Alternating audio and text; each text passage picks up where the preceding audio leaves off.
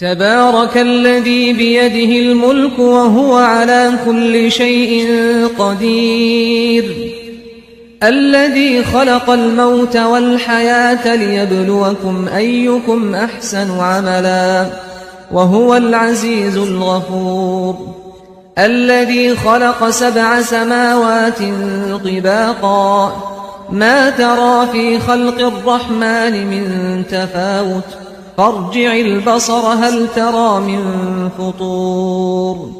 ثم ارجع البصر كرتين ينقلب إليك البصر خاسئا وهو حسير ولقد زينا السماء الدنيا بمصابيح وجعلناها رجوما للشياطين